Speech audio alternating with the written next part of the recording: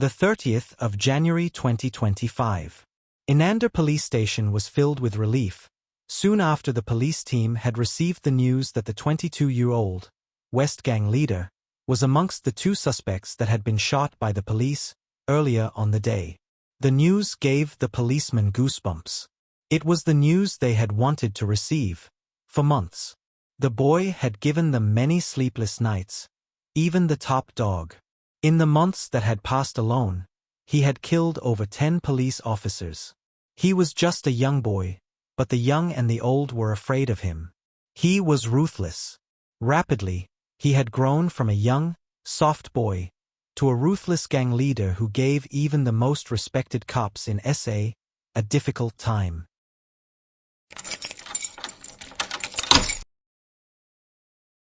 While young, the gang leader never showed any signs that he would grow to become the villain that would rule the streets. He was a soft, loving child. In fact, he was too soft enough to get tormented by other boys at school. He got tormented to the point that his mother decided to transfer him to a new school.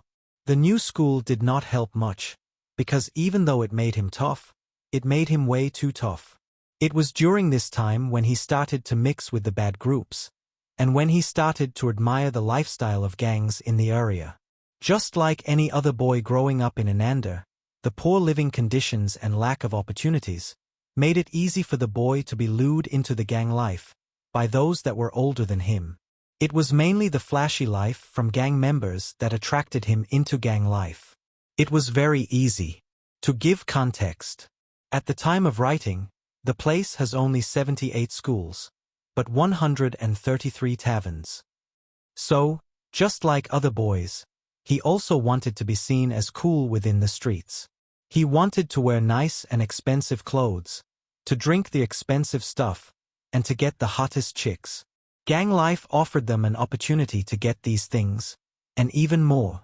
So, when the boy joined the gang life, he was mainly involved in petty crimes, such as housebreaking and stealing. It was fun at first, since it allowed him and the boys to get the hottest chicks in the streets, as they could spoil them with the money they were getting from doing petty crimes. The game changed when they moved into the drug-dealing space, because that was the moment he realized that there was more to this than just stealing and spoiling girls. Through drug dealing, he saw an opportunity to even expand beyond just getting money to spend at taverns. He started small with street dealings. But it was his ruthlessness that made his drug dealings to expand its territory. He was determined to expand, and was willing to do anything to dominate, even if it meant killing the competition. Some even think that it was the trauma from the bullies that made him heartless later in life. He did not value human life at all. Humans had treated him bad, and were animals to him. Because of this, most guys began working under him, even those that were older than him. As the West Gang continued to expand, the kingpins were noticing. With time passing, the big guys managed to forge a relationship with the gang leader, and they started working together. This was a win-win dealing.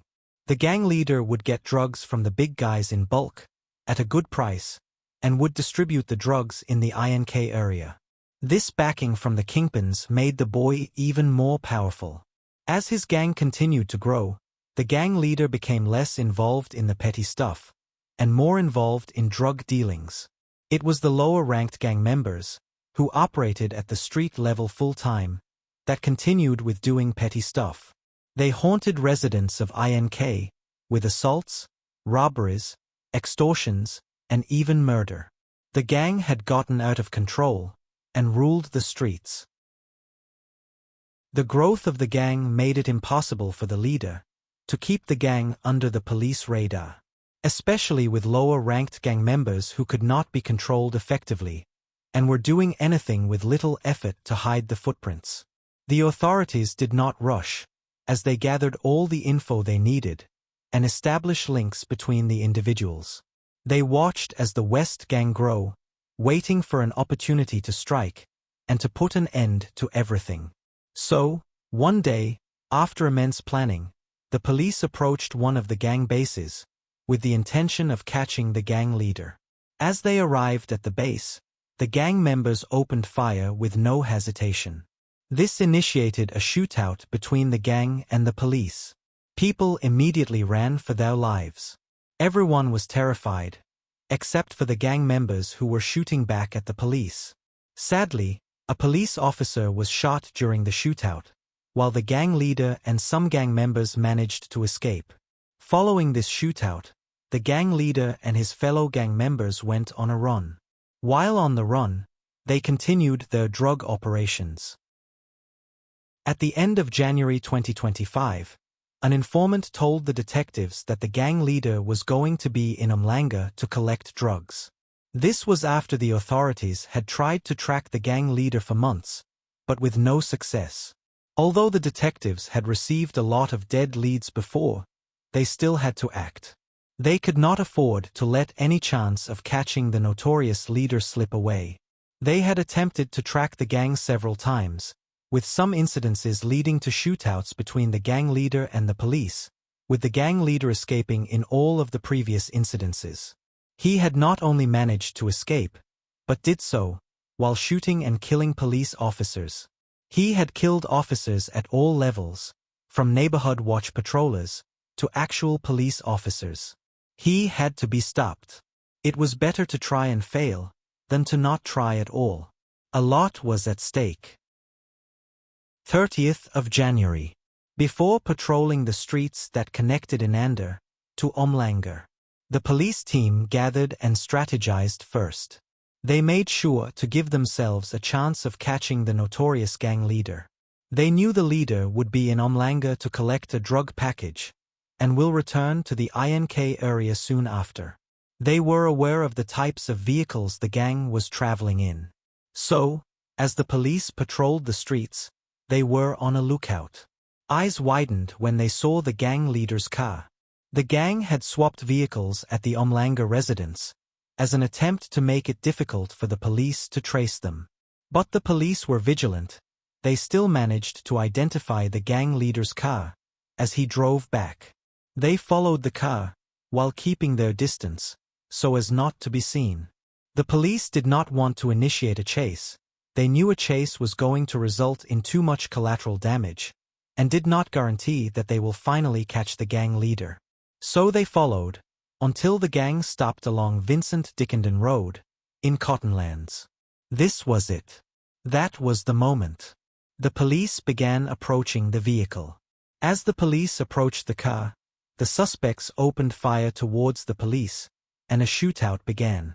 The police managed to shoot the gang leader and another suspect. But even as they tried to be as careful as they could, one suspect still managed to escape, and is still on a run as at the date of writing. Just like that, the once soft boy who had haunted Inanda streets for long was no more. It was over. The 30th of January, 2025. Inanda police station was filled with relief, soon after the police team had received the news that the West gang leader was amongst the two suspects that had been shot by the police earlier on the day. It was finally over, and everyone was relieved. He may have been young, but his name alone struck terror amongst the Inanda residents.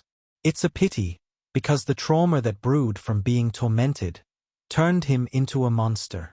He may be gone, but the trauma and anger he left on some kids will brew one day and turn some into monsters, making the next heartless gangs. It's a deadly cycle, one that is difficult to break.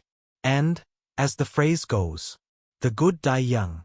This shows that not only the good ones die young, but even the heartless and ruthless ones too.